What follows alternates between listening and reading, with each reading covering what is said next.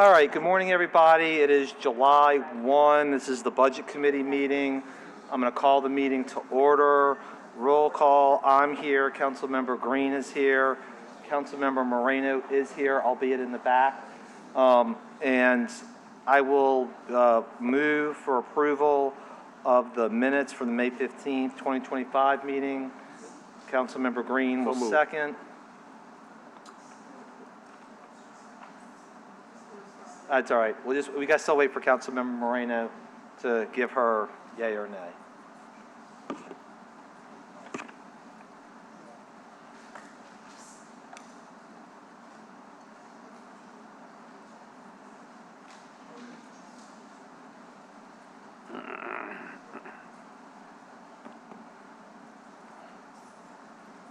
And then for people in the crowd, we will move directly to executive session next.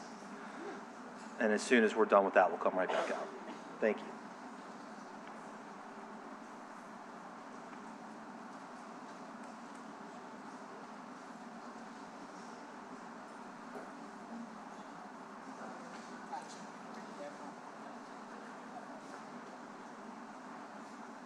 Are you a yay on the minutes? Yes. Okay. We've got 3 yays on the minutes. I move to go into executive session, seconded by Councilmember Moreno. Any opposed? Hearing none, we'll go into executive session, item 3. We'll return. Thank you.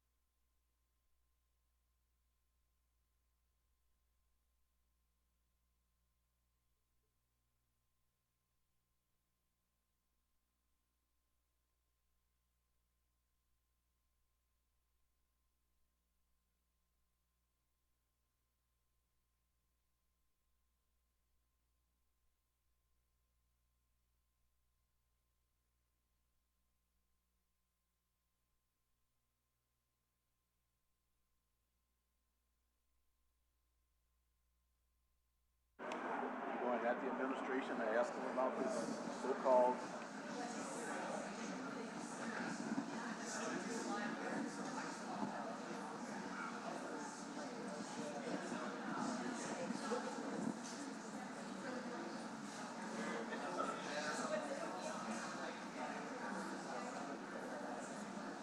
All right, members, we will emerge from executive session. I will first take roll call. Councilmember Thomas is here, Councilmember Green is here, Councilmember Moreno is still in the back, Councilmember Harris has joined us as well. For the record, I will move to reconvene, seconded by Councilmember Green. Any opposed? Hearing none. We have 3 yeas, no nays. Before we move to item 4, I've been, I guess, deputized by my colleagues to speak briefly about Wisner on a couple of matters.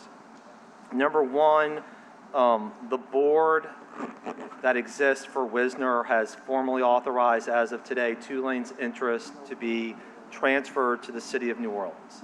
So that changes the interest that the city now owns from roughly 35% to roughly 47 or 48%. Number 2, because of the injunction filed by the council, there has been roughly $4.7 million of Wisner monies that has accrued that has not been distributed, and that money will be distributed back to the city in short order. Number 3, we hope that we are on the cusp of a settlement with LSU, which would increase it by another 12%. So rather than being 4.7, we might be closer to 5.5 or $5.7 million. And so the administration is here and listens to us. Our plan is to take that money and move it to the council cultural fund to cover essentially 80% of the cost of that fund, and therefore we need very little to make up the difference. The last thing is, and without trying to cast aspersions at anybody, the feeling among the council, and I'll let any of my colleagues speak, is we asked for an executive session with the administration last week. The appropriate players weren't available. We were met with, we will only speak through council, and so nobody has spoken to us about what's happening. And we struggle with the administration's position that the council always must justify what its revenue source is to pay for something, and the city, the administration, has the ability to have 100% of something, and it refuses to join the council in that effort.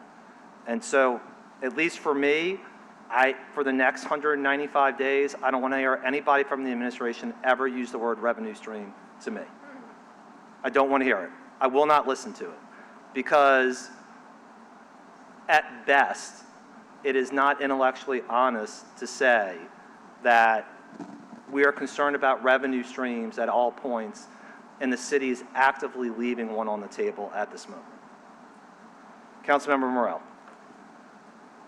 Thank you. I'm not going to rehash what the chairman just said, but I want to give something in much more stark terms.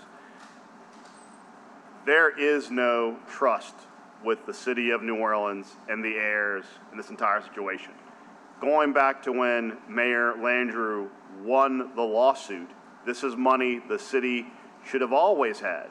And what's really telling is that after Mayor Landrieu won this settlement, after we had the money free and clear, not only did the administration re-enter into a trust, they re-entered it with worse terms than the previous trust, where the city now only got 35% of the 100% it should have had. What's really telling is that with the council doing all of the work, we won the lawsuit again. We are entitled to 100% of the revenue from the Wisner Trust. And rather than the mayor and the city attorney's office, after we've done the work to simply jump on the other side of the V and secure this revenue, these resources for every citizen in the city, they remain steadfast on sticking the city with 35% of the 100% it's already won under the council. At this point, continuing to be in opposition to the council's position on Wisner is to leave money on the table for the greedy heirs and not to do what is the fiduciary responsibility of a council person and a mayor, which is to fight for every dollar we can have. At the end of the day, ladies and gentlemen, this is easy. Join us in finally doing the last nails in the coffin of this lawsuit. Join us in securing this revenue and have that money inure to the benefit of everyone in the city. Anything less, in my opinion, is malfeasance. I just close out by saying this. What I just fundamentally don't understand is, even when we have differences as a council or an administration, hopefully those are based on policy differences and wanting to see what's in the best interest of residents. All we're asking is, instead of recovering 40 or 50% of something, that we recover 100% together, and that we have the whole pie that the residents deserve. And I think that just is good common sense. Councilmember Thomas. First of all, I don't understand why we can't come together on something that's a benefit to the taxpayers and people in this city. The one thing we do know now is that budget's a burden. There's uncertainty given what's happening in Washington, our challenges with the state. And if we get a chance to get 100% of something to help 100% of our people in our community, then that seems to make sense. It should make sense to me. I don't know what the politics are, what the differences are, but my oath is from Monticello Street uptown to Dubriel, which is the last street in the Lower Ninth was, not Delaware. From the cutoff to the lakefront and all of the people who reside in between. And they should always be first in every thought, in every policy, in every penny. So I don't know why we can't get to the bottom of this. The one thing you have been is responsible when you talk about our budget. The one thing Mr. Matanya has been, you can say what you want about him and his politics, but he's pretty fiscally responsible. So I don't know why we haven't had at least show a unity of purpose on this issue that actually can benefit the citizens of this city. This one's kind of Laurel and Hardy to me. All right, with that out of our systems, let's move on to item number 4, update on the status of the fiscal year 2024 annual audit. Becky? Good afternoon.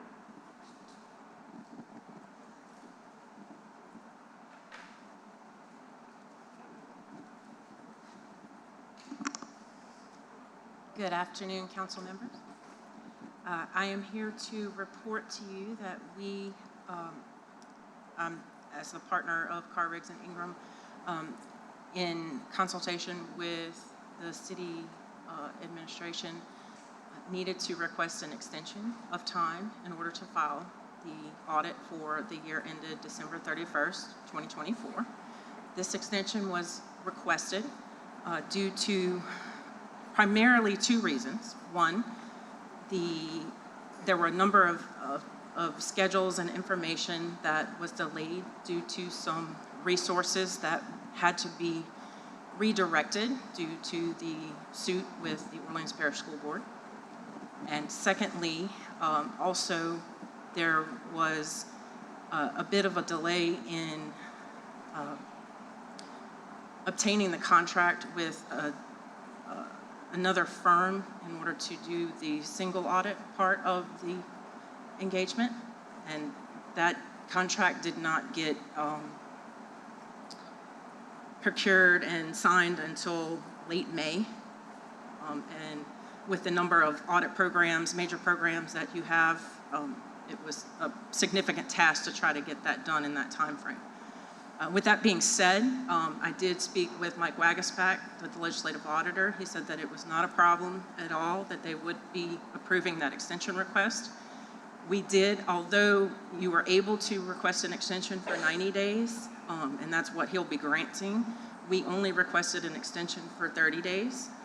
And I actually expect that we will issue the report by July 25th. We've received all of the information from city officials that we've requested, except for maybe 1 or 2 items at this point, and are in the stage of getting follow-up requests and working with them diligently to complete everything. We've drafted the first set of the financial statements. We have a few other pieces to go, but we're working diligently in order to meet that date. So I expect issuance by July 25th. Okay. All right, thank you for letting us know. Appreciate it. Thank you very much. All right, we'll move on to item. I'm sorry. Oh, I'm sorry, Councilmember That's Green. okay. No, Ms. Hammond. Hammond. Yes. I do want to I be able to apologize. explain, if anyone should ask me, I don't really fully understand the role of the school board issue and the delay, because we didn't write money, unless I'm missing something. So there were a number of schedules that required Plant Moran, as well as some of the key members of the accounting department, to prepare, but they were redirected in order to prepare information for the suit.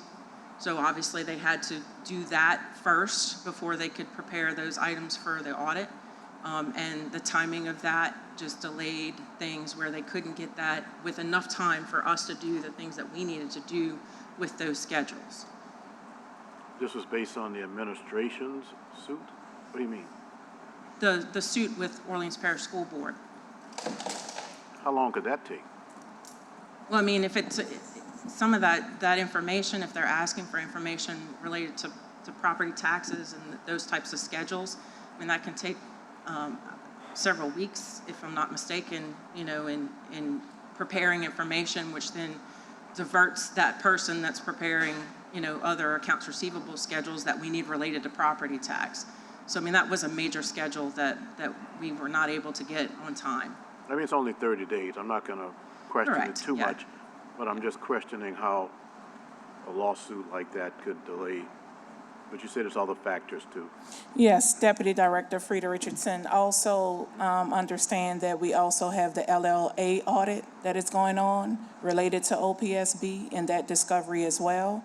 And so that was a lot of time that we had to take during our normal audit period that we had to direct those resources to do that first because it had a time limit on it, as well as the audit, but that came first. Okay, I Okay. appreciate that. And that was a pretty significant data request from them Yes. for information. Well, no, It was over 20 years of information requested, so that Okay. took time. All right, thank you.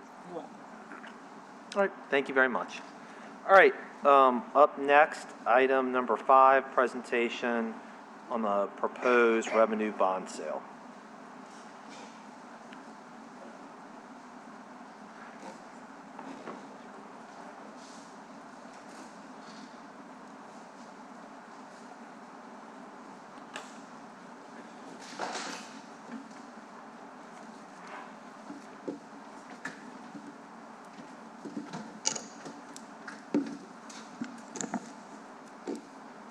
Good afternoon, Chairman Giarrusso, members of the committee.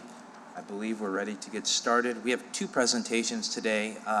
One related to the revenue bonds for the payment of the outstanding judgment list, and then secondarily, the proposed kind of ballot discussion for the CIP or the GO bonds that would go into built infrastructure for the next 2 years and the plan and the sequence thereafter. At the table, my Chief of Staff, Jonathan Harris, and then the Capital Director, Kyle Homan. Happy to get started if you all are ready. Okay.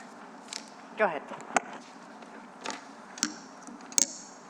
Our first presentation relates to revenue bonds. Obviously, this is things that we've talked about for several months now. We have given a prior presentation.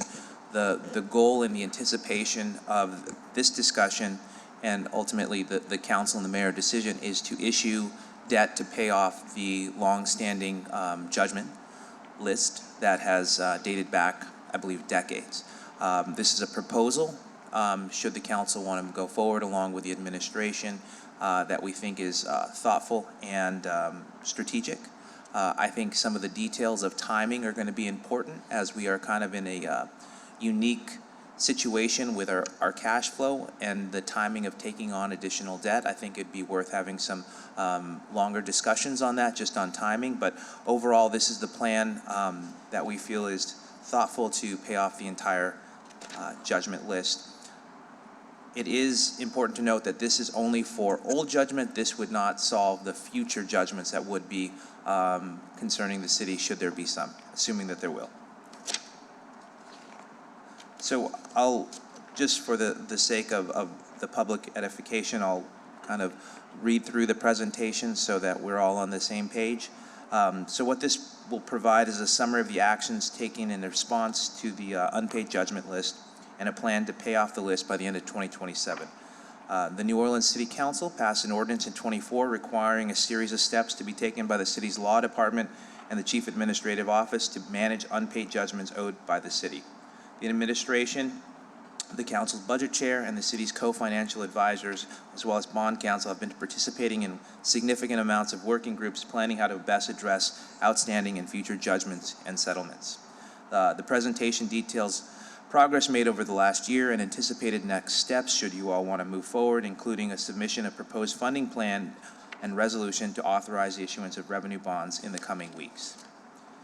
Once again, I'll draw attention to thoughtful timing, if the coming weeks is the best option for that, or if we want to kind of see how things shake out a little bit more clearly with our overall financial picture. I'll leave that up to maybe a different conversation, but we'll keep pressing forward on this presentation. As required by your ordinance that became effective August 27, several steps were taken. We believe that we're fulfilling those options currently. Obviously, the law department was required to develop and implement procedures expediting the process of payments, outstanding settlements, and final judgments.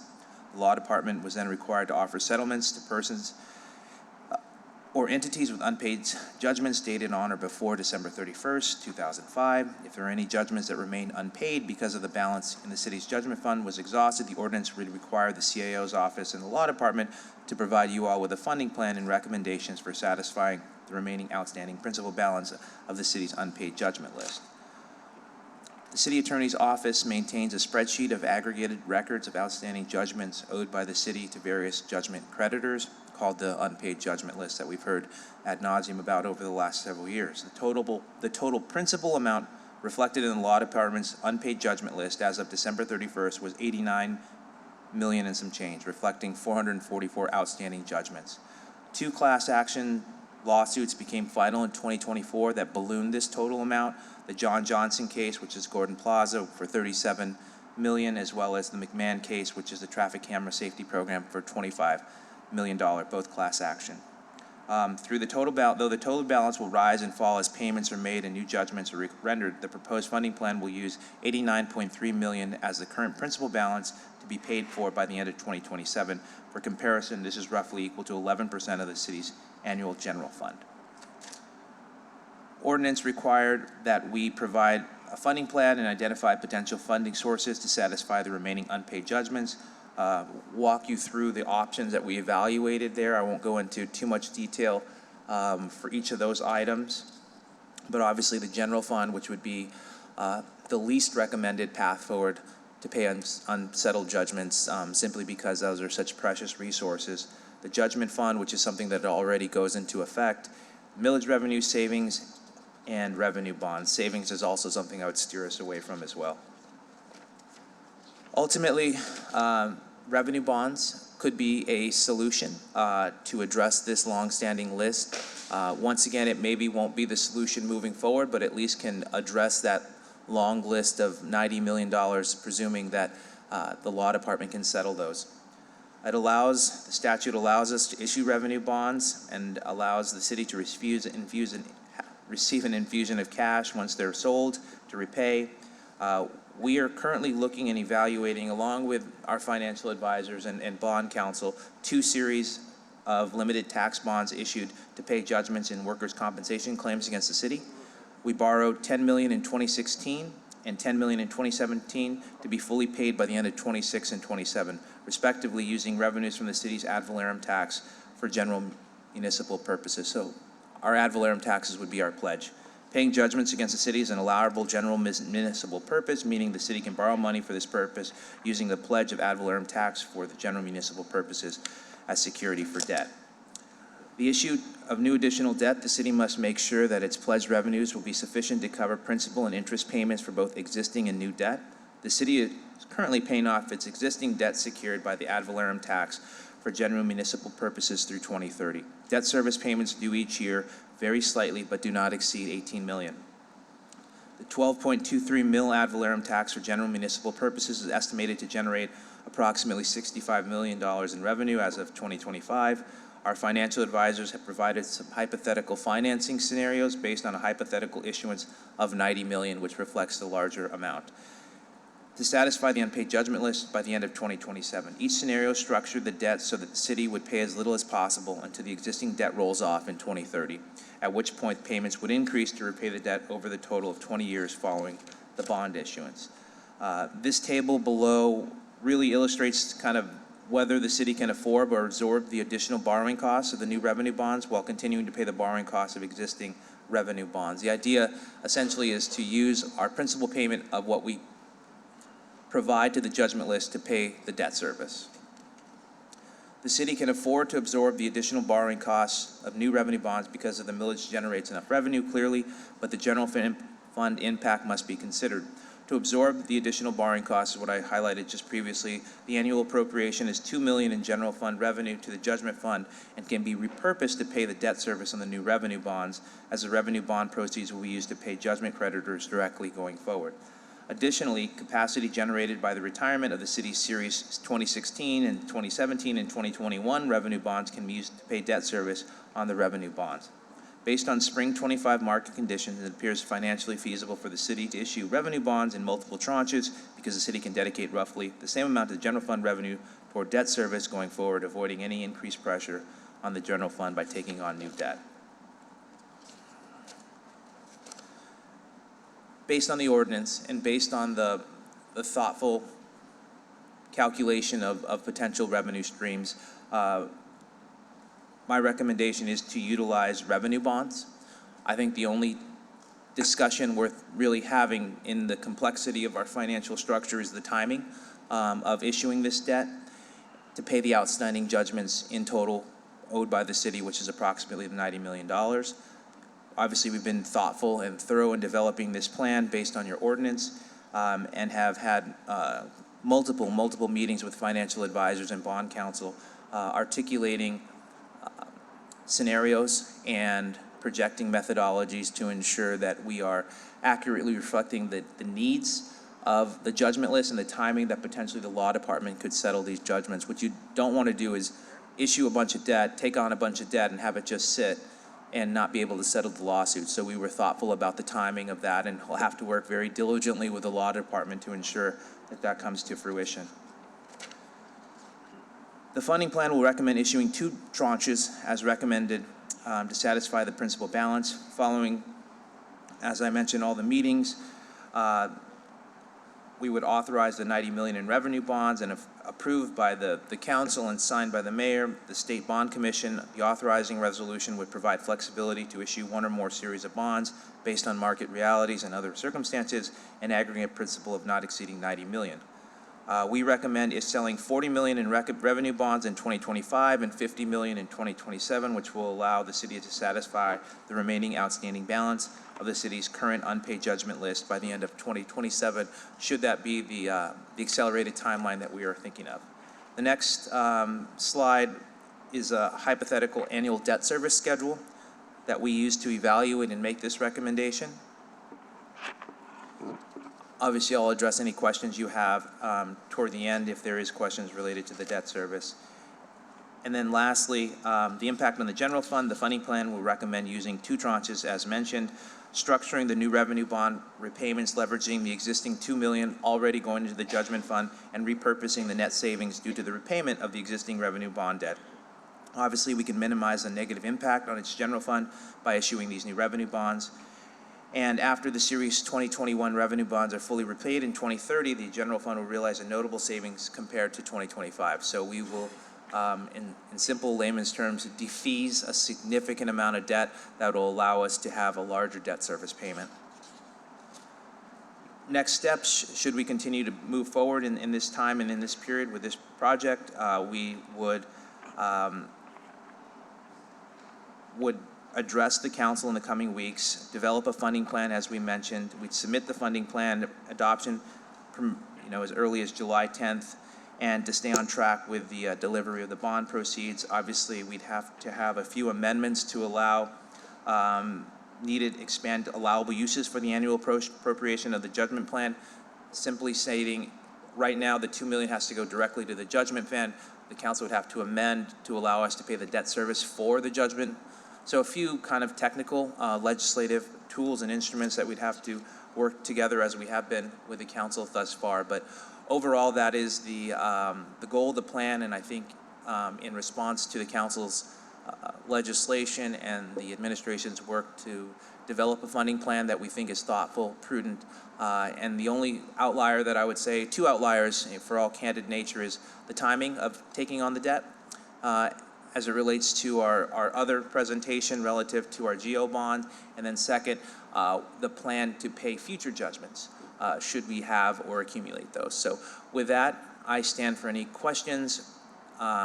If there is none, I'm happy to address the next presentation. Councilmember and Chairman Jeruso, I'll defer back to you. Yeah, thank you. Councilmember Morrell has his button lit.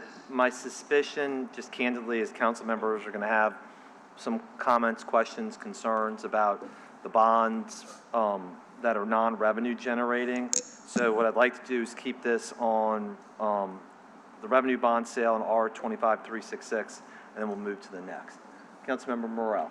Yeah, I appreciate y'all coming up with this plan. I do think I've been very concerned since I've been on the council about the ticking time bomb that is our judgment list. As you know, the City of New Orleans and Sewage and Water Board are the only entities in the state of Louisiana. As you know, the whole reason why we can have a judgment list at all is because of some court cases, some constitutional language that allow us to kind of unpay this debt.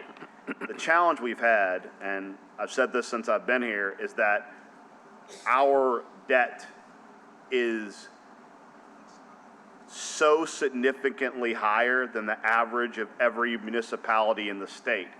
Most municipalities, most parishes, they're typically carrying about $5 million at max as far as outstanding judgment debt. And the concern I've had is that if a legislator ever decide to float a constitutional amendment to end this practice or to cap it, let's say at $5 to $10 million, the amount we have due would become due immediately.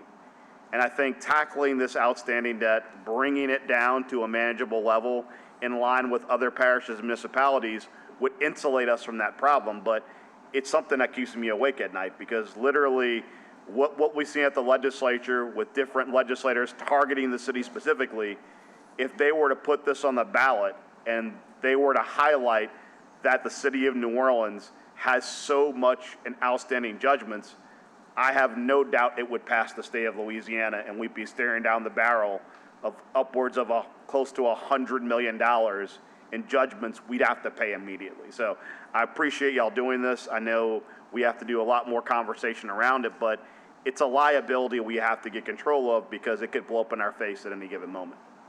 Councilmember Green. Because words matter to the public, the John Johnson case is larger than Gordon Plaza, which was 65 homes. It's the Agriculture Street landfill. It goes all the way from Johnny Jackson to Almonaster to Florida Avenue to Higgins. And I just think it's important because I don't want to raise any old issues. We resolved those issues relative to Gordon Plaza with a fully funded buyout. So as you refer to that amount, it should really be the Agriculture Street landfill. Yes, sir. Yeah, we just wanted to provide some context since those came in later and ballooned the amount so much. But absolutely, the intention was not to conflate what you just addressed, and we can certainly rename the. Well, it's important because the people who are on Metropolitan Street, who are on other streets near there, know that they or their heirs are part of the larger lawsuit, but they all recognize that Gordon Plaza was a limited number of properties because it was a subdivision. Okay. Councilmember Thomas. Yeah, thank you, Chairman. Thank you, Ms. Montano.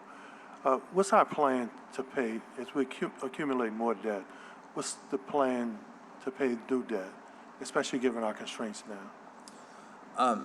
Chairman Giarrusso, Councilmember Thomas, for this particular revenue bond structure, the defeasance strategy or the debt service payment strategy would be, right now, every budget cycle, we contribute $2 million to the judgment fund that sits into a pot, and the city attorney's office then pays. The idea here is to issue debt, and now the debt service payment would be that $2 million. So in one way, we're switching where that $2 million. So we're pledging our ad valorem tax and using the debt service payment of the revenue bonds to now allow us to pay off this significant amount of judgments. So we're pledging this forward. We're making the pledge. Yes, we're using our ad valorem taxes as a pledge, but Right. the debt service payment, it would be cost neutral essentially because we are already paying it to the judgment fund. Now we'd be paying it to debt service. So how do we leverage, or have we leveraged the impact of the terror attack or those escalating costs? Have we leveraged all of that and considered that into new debt, new payments? I think it's something that I mentioned earlier on the timing. I think it's something that we need to be thoughtful in the calculus of this particular budget season. The main issue is Do we need to be thoughtful in the calculus, or do we need to be prepared for its impact?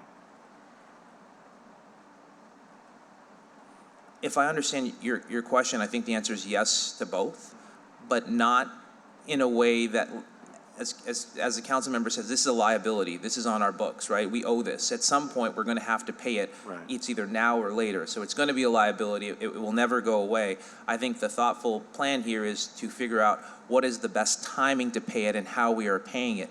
I think that we should issue revenue bonds. I think that we should pay off this significant liability. Yeah. I just worry slightly right now on the timing until maybe the overall budget is built and submitted, where we can have a shakeout on the cost reduction plan, a shakeout on how the overtime and some of the other cash flow issues that we're currently facing. If we had our direct payments from FEMA on time and in the bank, I would have less reticence on the timing of the debt, but there is a little bit of unknowns, not that we won't get them, but just the timing of the cash flow. So all of those go into careful and thoughtful considerations.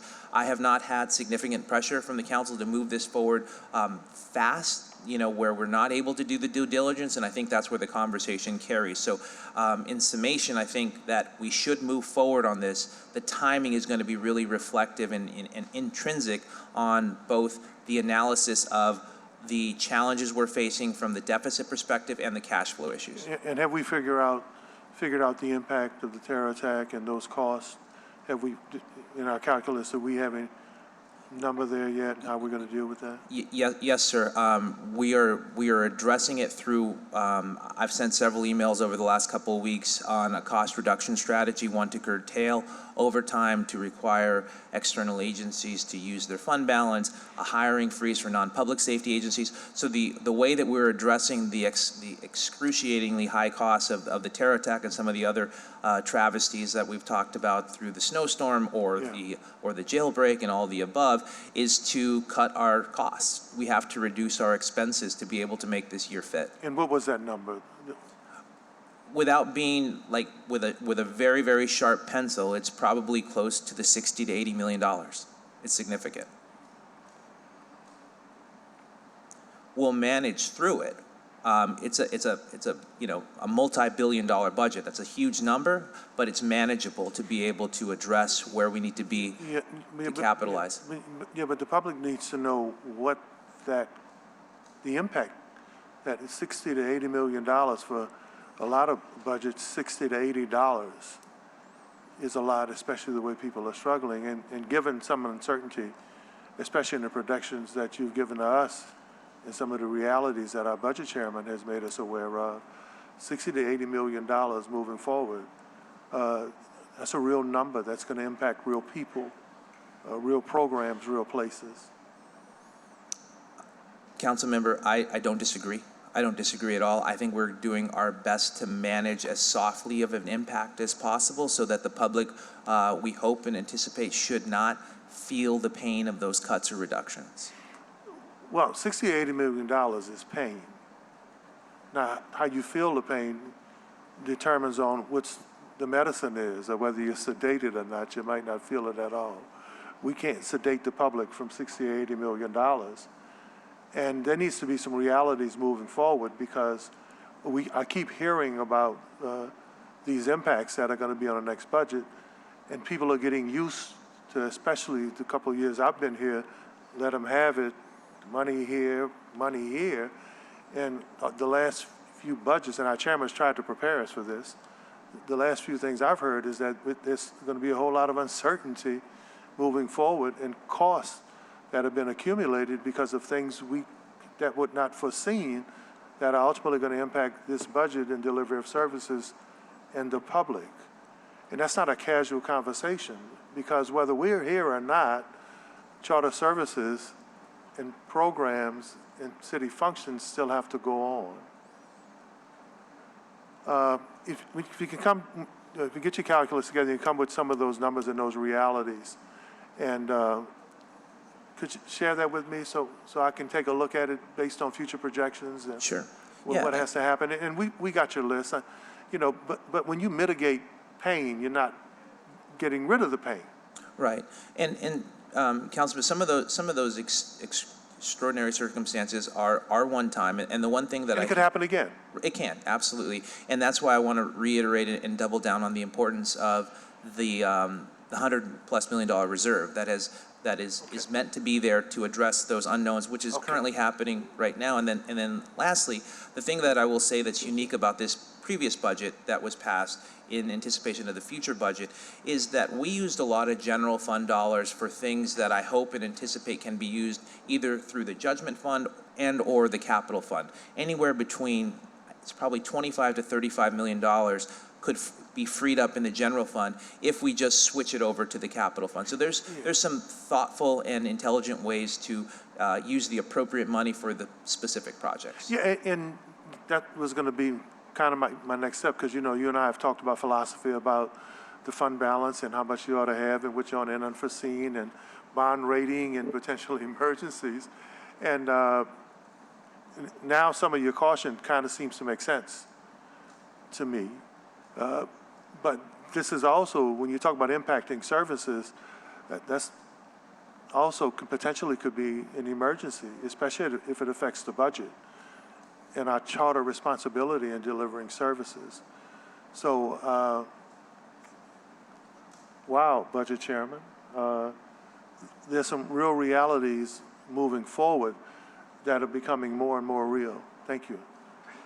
Yeah, I guess to get to the last point and circle back to this, one of the things I've thought a lot about is this isn't really this administration or even my last budget. It's the next council and the next mayor's budget. So unfortunately, I think we're going to try and move through the hearings apace, because I want to see who the mayor and the next council is and try and build that budget with them in mind, because I think that's really important. With this, I want to say a few things. Number one, I want to thank Amanda Rizzo in my office, who authored the initial legislation about the money that was prepared to pay most of the judgment list, until we were later informed by the law department about those two much larger judgments. I also want to thank the CAO's office for all of their work on this, and for the law department for being at the table. I want to reiterate, but maybe say a little bit differently than the way Councilmember Morrell said it, which is, when we are constantly looking at our fiscal health, one of the things that the rating agencies look at is our liabilities. And one of the ones that stands out like a sore thumb is $90 million in past due judgments. And so this council and administration has the opportunity to do two things. Number one, the morally right thing of paying off judgments that have been cast in court. But number two, really, for no more than the city spends every single year and allocates to its judgment list, instead using a much smarter device to pay off the judgments that we have right now and getting that list effectively back to zero and reset. And whoever the next administration is, whoever the next council is, knows that they won't have that hanging around their neck like a millstone. So what I would propose to do, if the members are okay with this, is for every other voting item but this one, put on the consent agenda.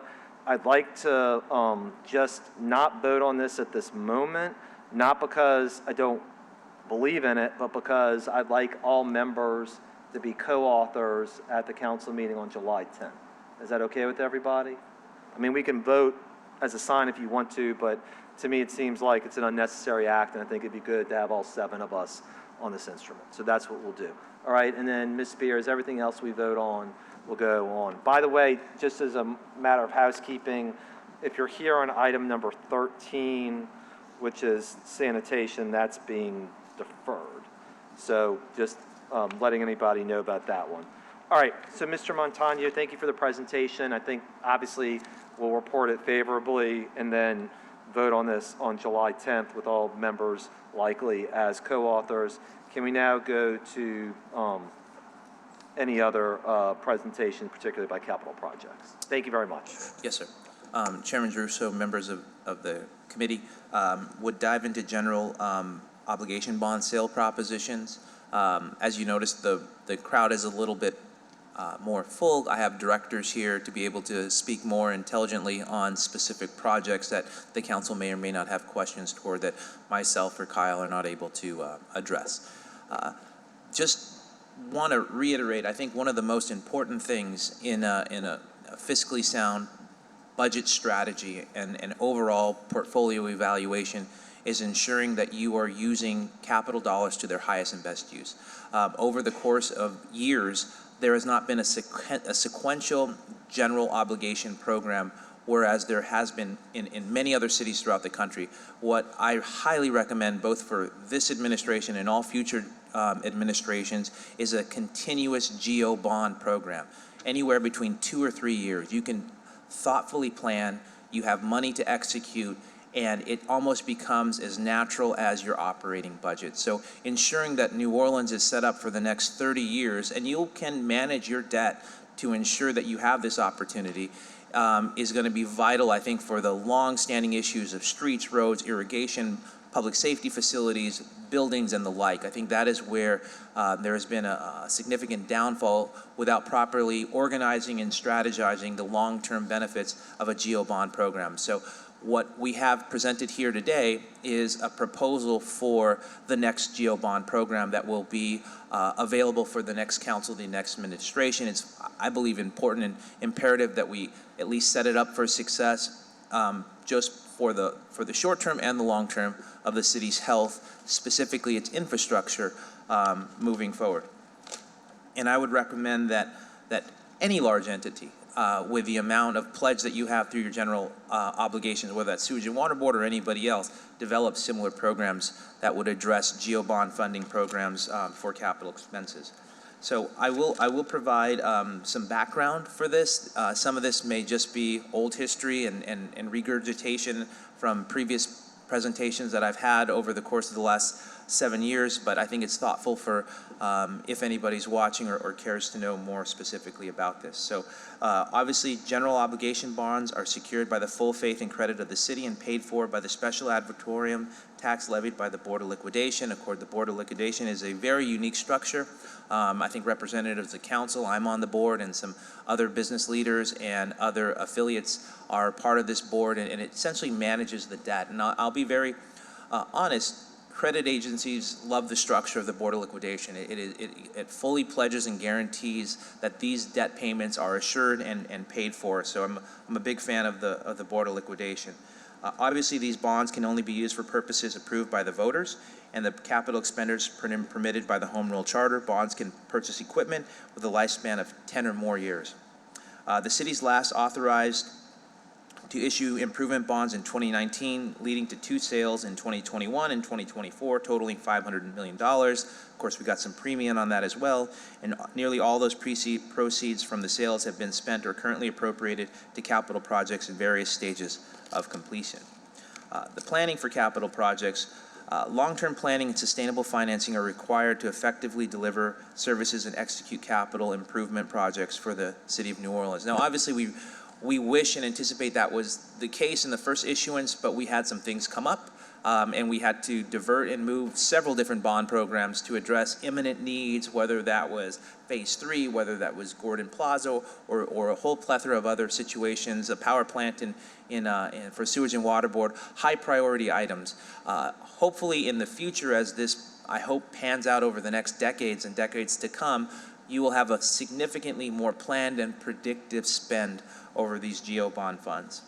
As you know, the City Planning Commission prepares the 5-year capital improvement plan outlining infrastructure investments, funding sources, and project alignment with the city's master plan, obviously based on submissions and public hearings and feedback from the mayor and the council. The process forms the city's annual capital budget. When new projects are identified and prioritized throughout the year, other existing projects may need to be deprioritized, as we've seen happen recently. Agencies submit their plan for funding requests for the 26 to 30 capital improvement plan, and hearings are held in May. The process impacts projects and prioritized via the new bond sale. We've been coordinating with the council, bond council, and financial advisors since last fall to propose a new bond sale in 2025. In December, the City Council adopted a notice of intent to consider an election call resolution for placing bond resolutions or propositions on the May 25 ballot. We submitted the draft election call resolutions along with the corresponding project list for council's considerations. The resolutions were not taken up at that time. I think there was some thoughtful dynamics. You want to make sure that the voting body is informed. You want to make sure that they'll support this. And I think there was a pause as a result to making sure that the voters knew exactly what they were voting on and how they could be encouraged by the progress that we would be making on this new bond sale. And we met with council members and continued to refine the proposed election moving forward. In June of 2025, the Board of Liquidation, the city debt recommended decreasing the initial $600 million proposal to $500 million, given that the administration and the council's commitment to not increasing taxes. And I always want to go back to that, and I know Councilmember Green doubles down when we talk about it. We chose not to increase our taxes this year by moving forward with additional resources that forego close to $30 to $35 million annually each year. And I think it was the right decision. It was a thoughtful decision, but it also led to some of the required constraints, and in this case as well. Now, $500 million is more than adequate to address if you're having these on 2 to 3 year cycles. So don't have a lot of heartburn about that, and I think it is fiscally prudent to keep the residents' taxes as low as they possibly can, and that is exactly what we have done and continue to do. The administration, in partnership with the council, has been assessing projects to determine how funding from the proposed bonds will best meet the needs of the public. The administration developed a draft election call resolutions with 3 project categories totaling $500 million. This is different than the previous bond sale. Previously, the bond sale had 1 ballot question, and it was encompassing of almost everything. We thought that to provide more clarity, to provide more detail to the public, and hope and anticipation of their larger support, we would hone it down and separate them into 3 specific categories, one being public infrastructure, which is obviously the vast amount, drainage and storm and water, and then, of course, the affordable housing, which would be a taxable series, but I'll go into that later in the project. So we feel like this encapsulates, based on feedback from the council and other stakeholders, represents a path forward to address specific needs in each one of these ballot resolutions.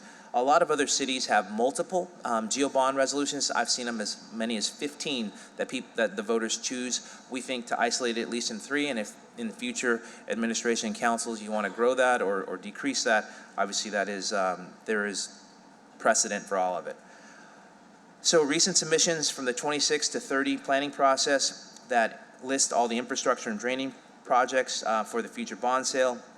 The total funded needing for such capital improvements far exceeds $500 million. We have a lot more than $500 million of needs, but we wanted to prioritize them with your all's thoughtful consideration. And some will have to wait for additional bond sales, but as long as you have a plan and a funding strategy, I think that is about the most you can possibly do for the public. as it relates to thoughtful planning for the future with a funding source associated with it. Update, we plan to continue coordinating with the council, refine the finalize the election call resolution and project lists in the coming weeks. Co-Bond Council has updated draft election call resolutions to reflect the new project categories, and at the request of City Council staff, draft propositions to include additional language about City Council approval. Project lists are still in progress, though today's presentation includes a preliminary list of priority infrastructure and drainage projects that could feasibly be funded by the proposed bond sale. We've included a proposal for how the project list may appear once finalized, attached to the ballot propositions. Knowing project detail and specificity will be critical for voter engagement. A full timeline is included in this presentation, and the next anticipated action will be City Council adoption of the Notice of Intent motion to announce that Council intends to consider election call resolutions for placing these bond propositions on the November 25th ballot at its July 10th meeting. And I'll reiterate and double down on the importance of this capital program. And I hope that we're able to address and work through any challenges that we have so that the voters can, we hope, anticipate, affirmatively support the debt to allow us to build our infrastructure. Affordable housing? So Gilbert, I'm sorry, can I interrupt you for a second? So we have to vote July 10th in order to get this on the November ballot as a first step, but we have time to change, because that's going to be, let me tell you, that's going to be the gravamen of what you hear from up here is doing that. So I just want to make sure we're all on the same page that changes that are coming. Absolutely, Okay. and that is anticipated and thoughtful, but we just wanted to have a timeline because obviously it has to go to the State Bond Commission, the Board of Liquidation. The details you will have time to address and better, articulate to the public, to your voters, and everybody that is involved, your interest groups and your stakeholders. I meet with community groups and stakeholders all the time, and I have to tell them, yes, the plan is to provide your funding in this bond cycle. Please come support it and participate.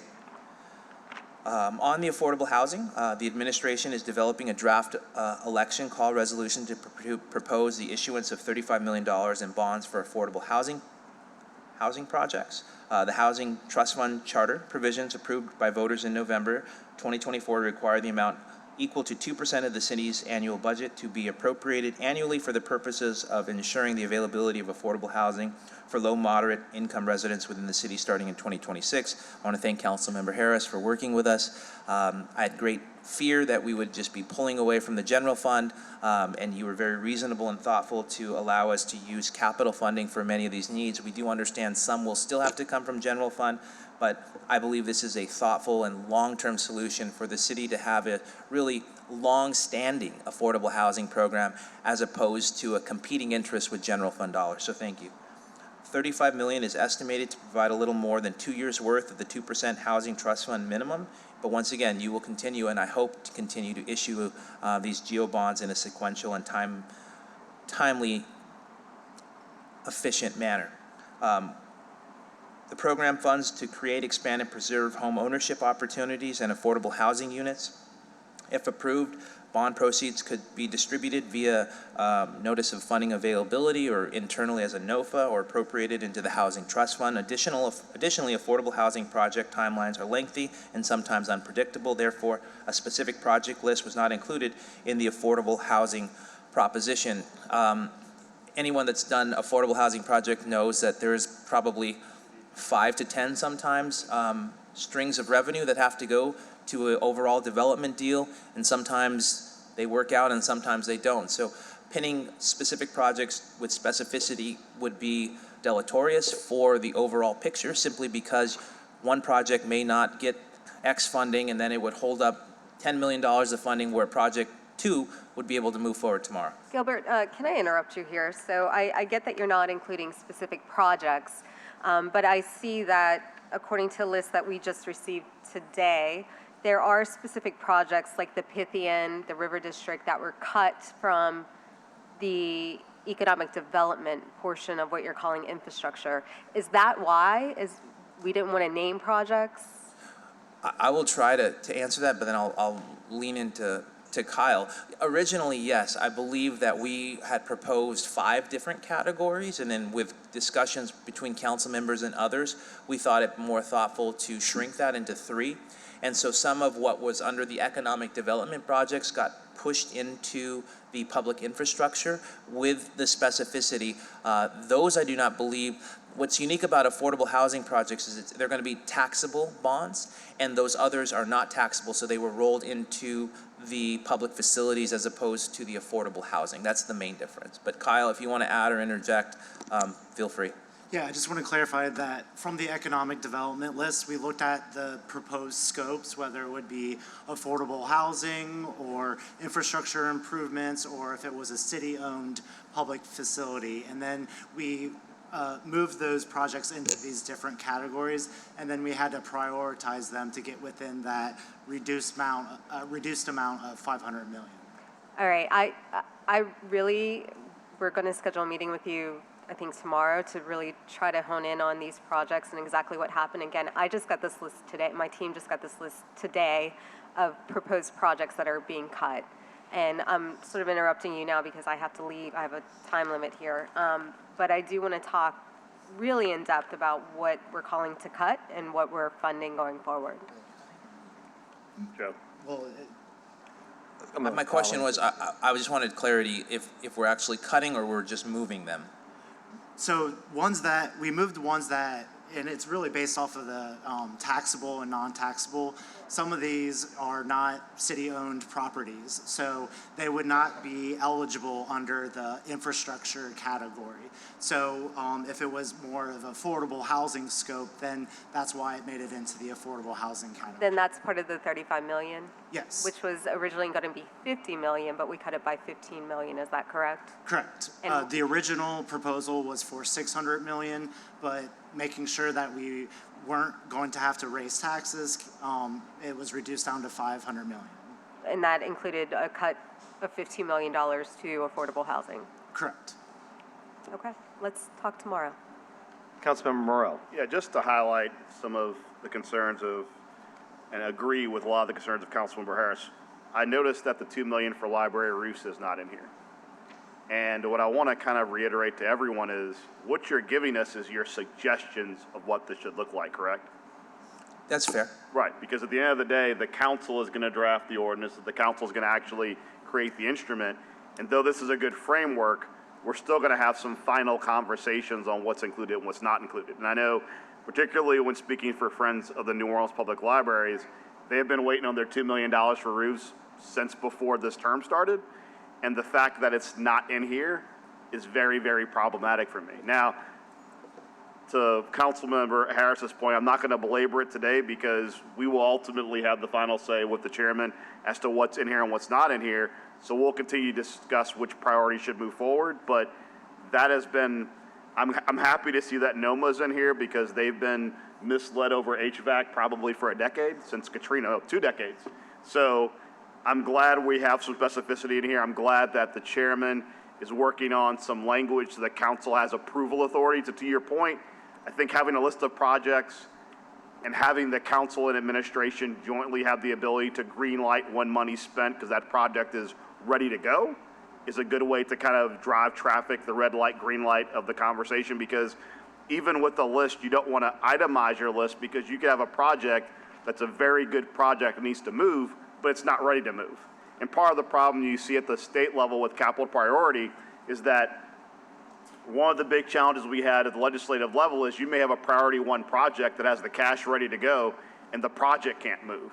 And there are priority 5 projects that are ready to go but have no cash, and when you prioritize them in those priority categories, you create bottlenecks where you have money eligible to go, but it can't be spent. So I appreciate we're trying to have a universe of projects and a broad categories to do it, but I do think this universe has to be re-looked at, and I look forward to the language from Councilman Giarrusso showing that there has to be joint agreement between the council and administration that the projects that are on the list, which ones are going to go and how they're going to go through that queue. Thank you, Mr. Chairman.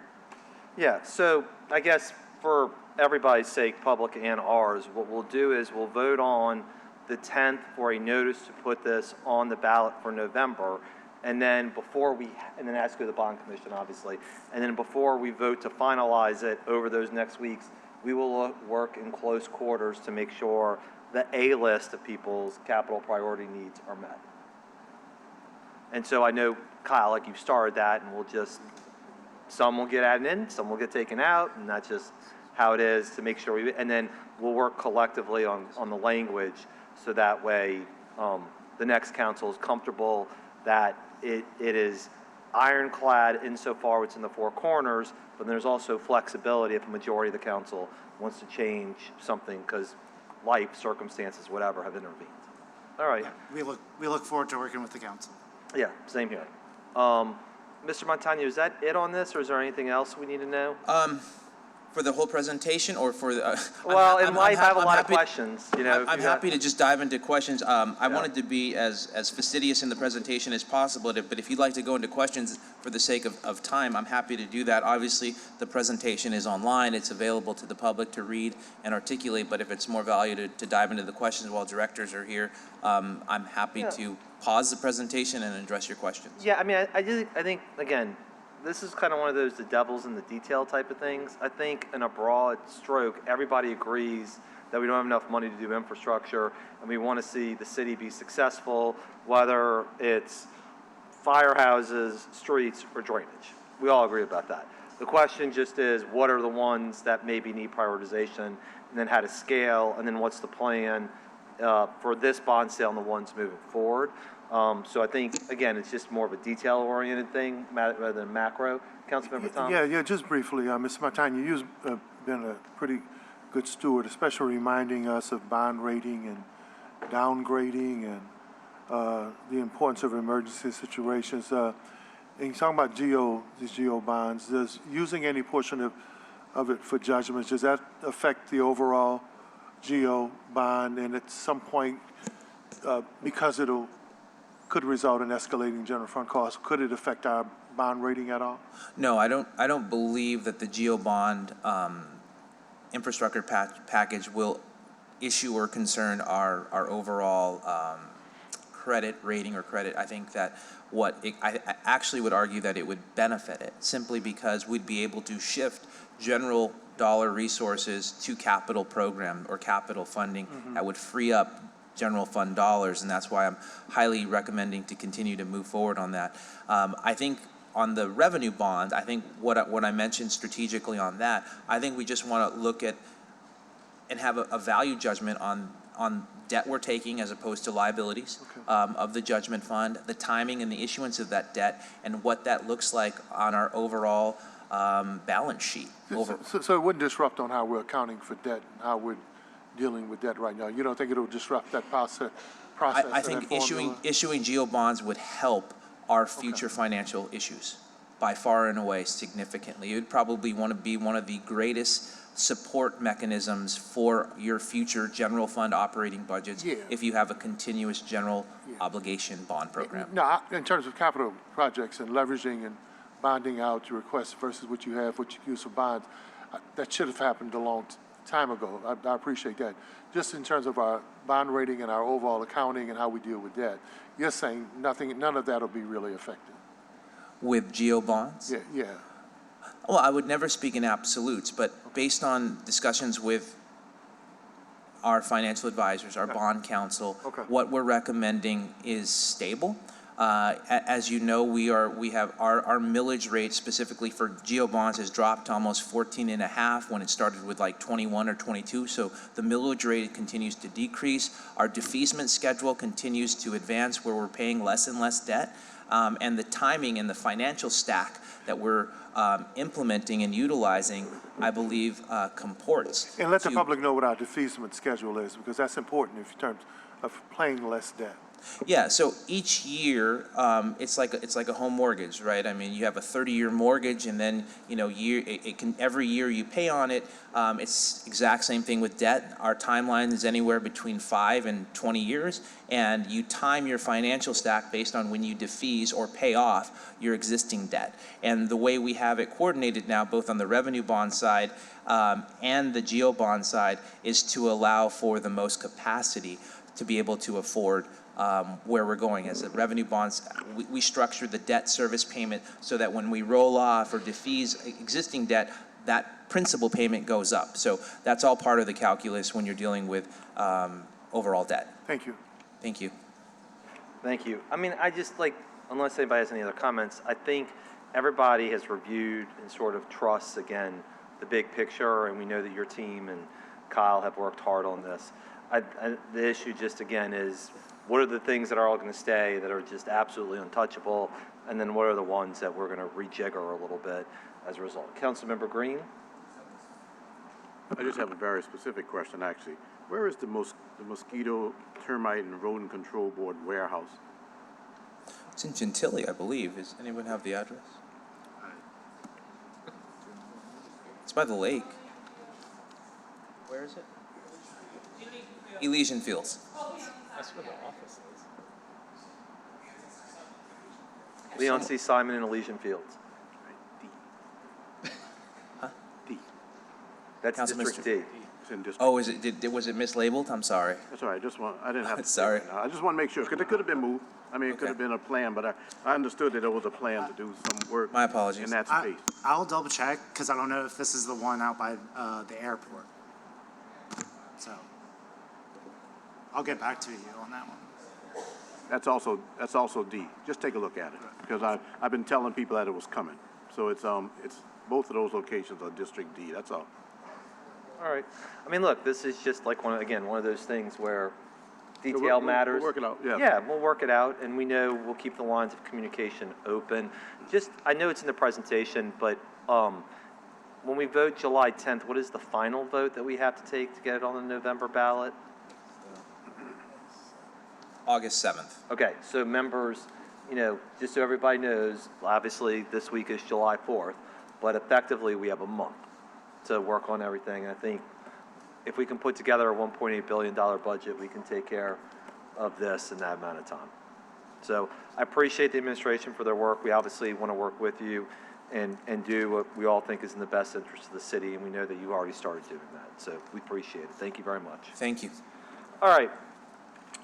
With that, let's move to the voting items on the agenda. I know number 12 is what it is, but we'll move that to the end so we can move through the voting items, because I might lose quorum and I don't want to do anything. Just for the record, I'm deferring items 7 and 8. We asked the law department for some answers on things that we're not getting answers to, so I'm not moving things related to legal issues until we get the answers that we're entitled to. So with that, I move to item number 9, and if you're on the council, there's just a little boo-boo. There's 2 number 9s, so the number 9 I'm referring to is the agreement between the city and U.S. Bancorp Asset Management and completed contract summary form. Does anybody have any questions about that? All right, so I'll move for approval of item number 9. Seconded by Councilmember Green. All in favor?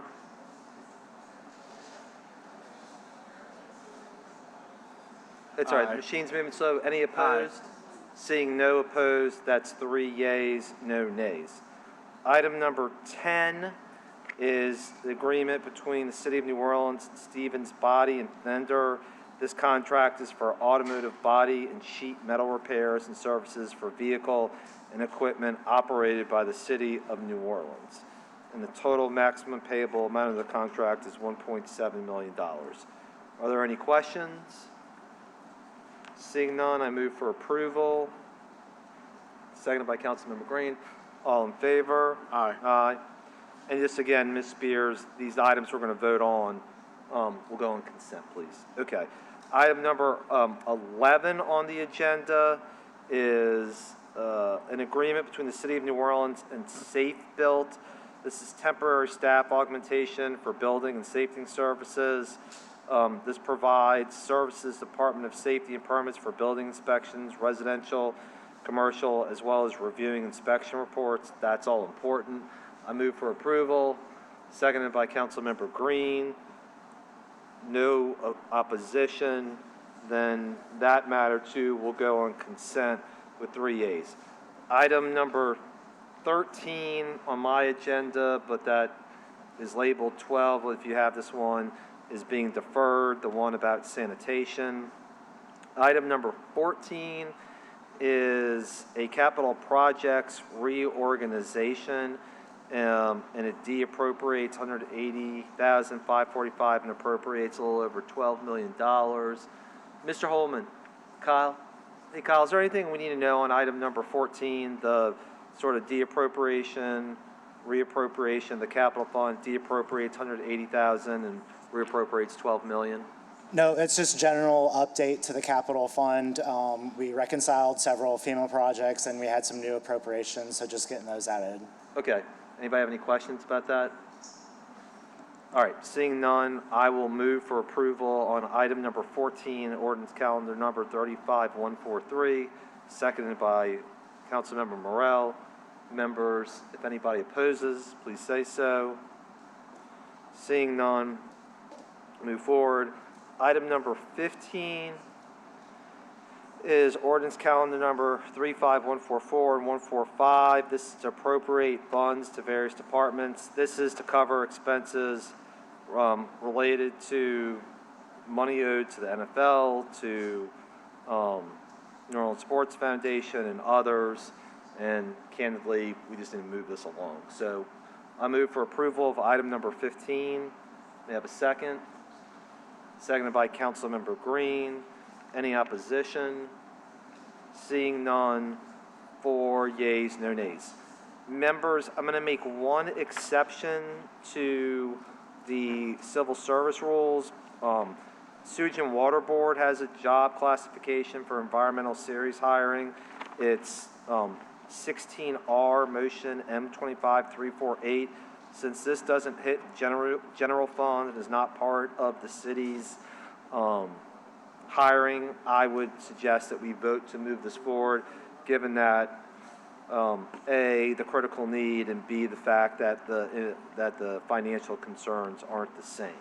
So I'll move for approval of M25348, seconded by Councilmember Morel. Any opposition? Seeing none, 4 yeas, no nays, and that leaves us only with the budget reports that we get from the administration. So Mr. Cooper and team, would you come forward, please? And that will conclude the meeting once we get through these. Mr. Chair, may I just confirm what we did just now? Sure. The last item, civil service pay plan, you took out item R to approve it separately, right? Correct. Did I miss the vote on the other ones? No, we just, You're going to defer until later? yeah, we're deferring the votes on items A through Q. Okay. Because the administration Okay. is waiting for more information on its sort of staffing plan. And given that that's Sewage and Water Board and not city, I didn't see any reason to defer that. Sometimes there's something out there and I might miss it. So what's the deadline for the staffing plan? The reason I asked that, for example, is because we just had presentations yesterday in the juvenile justice, the Juvenile Justice Intervention Center mentioned their desire to hire a couple of people and that they had put in a request for approval by the Civil Service Commission. What kind of time frame are we looking at? Mr. Large, have you heard anything else from Civil Service about when that will be ready? I hate to put you on the spot. I know it's not you. Talking about from their meeting with the commission, The commission, yeah, I mean, my the understanding full is. job study. Yes, correct. So I have no updates since that meeting, but I do know that the commission asked civil service to speak with council/administration before proceeding and doing the full job study. So it was only roughly 90 to 100 jobs that the consultant worked on, and data would be extrapolated from those studies to all other positions. But before civil service would put that amount of work in, they asked for civil service to speak to the administration and council about funding for the positions. Okay, so is that like 30 days, 45 days? There was not a time frame, like they didn't provide that, yeah. So we're trying to find out as well and trying to find out how we could assess to figure out what the full budget implication would be, but we would need data in order to help them extrapolate that information. Yeah, I mean, the reason why I'm we're pushing is obviously we've delayed a number of votes. Councilmember Green has raised the issue. Councilmember Harris raised the issue separately about, I think, lab employees, right, at the DNA. crime lab. There's obviously stuff here for the deputy superintendent. There's property management. I see Tammy here. There's construction inspectors. So I guess, like, I feel candidly stuck because on the one hand, we don't want to bombard the budget unnecessarily, as Councilmember Thomas was saying.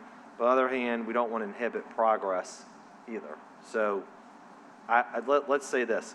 Why don't we make a plan that this will kind of be resolved for the next budget committee meeting in August? And if we don't have answers then we'll just kind of make some decisions. Does that sound good to you, Councilmember? Yes, Mr. Chair, and if we don't have an answer, I'd like to at least consider moving on item M. Sure. I mean, one thing, wait, is Tammy still here? She is, yes. She is. Tammy? And I'd like to, while we're waiting on that, Yeah. letter D is no impact on the budget at all. That helps put the city in compliance with the Fair Labor Standards Act. So while it shows the increase, that was the 2.5% that those positions receive. I'm not sure if civil service is still here to provide more, but there is no budgetary impact at all on that particular one. It just puts us in line. They ended up changing the steps for those, but We'll that vote on is- it. We'll vote on it. Thank you for letting us know. Thank So why don't we do this? Ms. Jackson, we'll get to you in 1 second, just 1 second. I'll move for approval of M25-185. May I have a second? Second. Second by Councilmember Green. All in favor? Aye. Aye, 3 yeas, no nays. Ms. Jackson, the reason I called you up here is, this might be one of my exceptions to the rule for next month. Like, I know inspectors are just such a high need, and I don't want to see your department handcuffed. And I would argue Safety and Permits is a public safety agency, just like Public Works.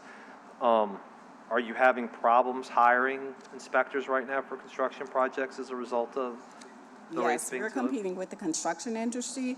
And also, this increase is just to, it's for parity. Sewage and Water Board inspectors are getting paid this salary. And so I want my electrical, mechanical, and building inspectors to come up to I think it's 63. So that's just what this increase is for. All right, well, why don't we do this? Given the fact that I think there is some exigency around that, we'll move forward with, item Q, which is M25347, construction inspector, permits. I move, Councilmember Green, is that your second on this one? Second, yes. All in favor? Aye, 3 yeas, no nays.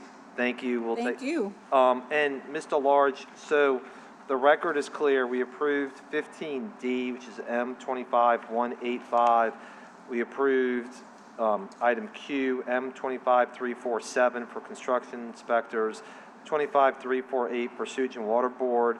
25288 is rule amendments for overtime compensation for police. Is that like a budgetary change, or is that like a step change and will not affect the budget? So right now, their overtime is calculated every 14 days. This change would have their overtime calculated every 7 days. So to my knowledge, there was an employee who came forward with this request on this matter. Our office and NOPD have not been able to provide any budgetary numbers on this data. We asked NOPD, but they've been wrapped up and busy, so we don't have a recommendation at this time because we're not sure what the budgetary impact would be for this request. Okay, we'll hold off on that one for right now until we get more details. Ms. Spears, do you think there's one more? Oh, what about item K, amendment to civil service rules, sick or annual leave donation? Is there any heartburn on that one? Again, I'm trying to go through ones that Yeah, really so aren't going to I affect I have the budget. notes on several in that one. We don't foresee any major budgetary impact that allows an employee who's coming in new to receive donated time sooner. So we're just taking time from somebody else and passing it on to that employee. So that's not really we don't see an impact on the budget for So that. I could donate my time to new council member District A. I'm joking, it's a joke, Yes, it's a you joke. it's a could, joke. yes. All right.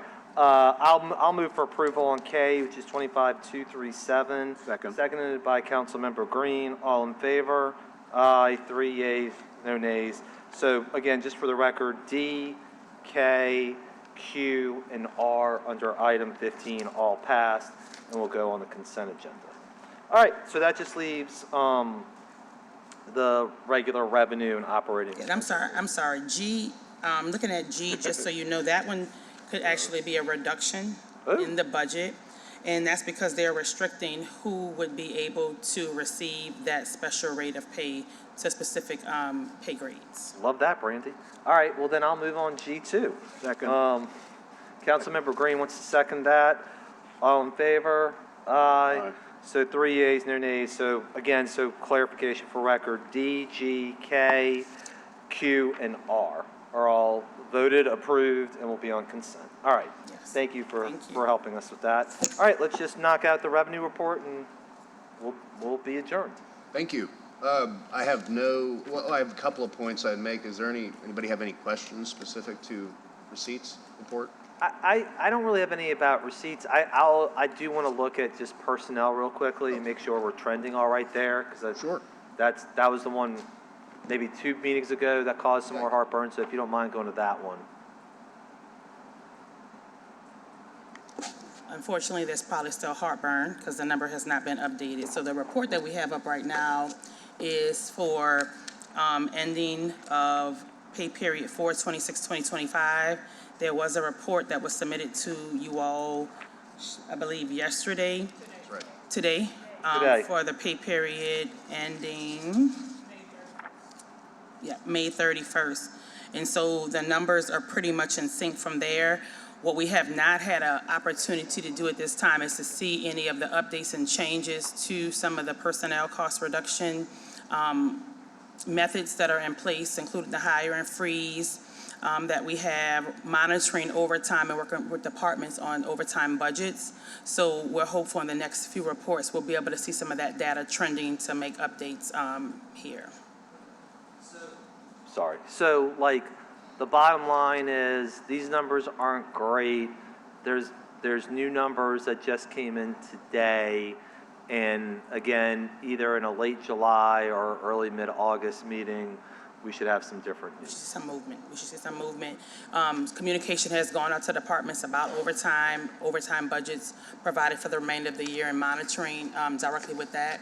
So those have gone out, which is one of our big cost drivers is the overtime. Yeah, I mean, I guess, I don't want to beat a drum here, but Councilmember Thomas made the point of like when you take 60 million, 80 out of the budget, and then you have a new administration coming in and they can't do what they want. I just want to make sure we're trying to smooth that out as much as possible for whoever follows next. Yeah, and we have to look at a lot of other factors too. So with that pay plan study you asked about, civil service is going to be looking at ways to increase every single classified position, not every 5 years like it's done now, but more frequently, right? So we have to look at some other long-term strategies with maybe more revenue, because whether we keep it here or not, we're going to have budgetary impacts from the recommendations that we are looking to possibly follow from civil service. So it's going to involve creativity from both sides on more methods for revenue to sustain that as well, and our programmatic costs to provide services to the citizens. Okay, all right. Members, does anybody have any questions for right now? I mean, it just kind of, I guess here's always my thing. I don't want to belabor something if we're getting better data and there's some more prescriptions that are put in place and it's a different picture in 30 days. There's just no reason to. All right. Anybody have anything? No online comments, I assume? Wonderful. Okay, well, I hope everybody has a wonderful 4th of July. With that, Councilmember Green moves to adjourn. Councilmember Morel seconds, and we are adjourned. Thank you all very much.